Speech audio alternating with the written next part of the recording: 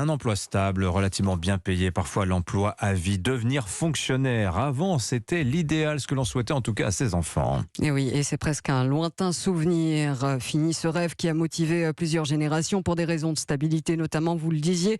Le nombre de candidatures au concours de la fonction publique fait une chute vertigineuse depuis plusieurs années. Selon une étude de la Direction générale de l'administration de la fonction publique, plus de la moitié des jeunes diplômés n'envisagent pas de travailler dans le secteur au cours de leur carrière. Conséquence, la fonction publique doit recruter plus de 50 000 personnes, mais ça ne se bouscule pas au portillon.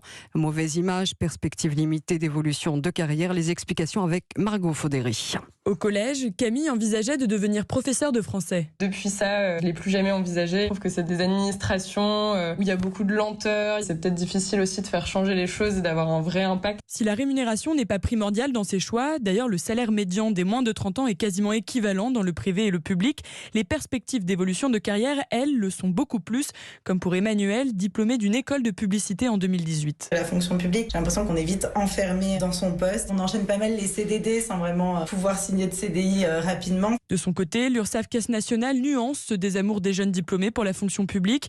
Pour Romain Thévenon, le directeur des ressources humaines, ce serait même l'inverse. En 2021, les moins de 30 ans y représentaient 27% des nouveaux embauchés en contrat à durée indéterminée. Et en 2022, ils ont représenté 30% de nos contrats à durée indéterminée. 30%, cela représente tout de même moins d'un tiers des embauches.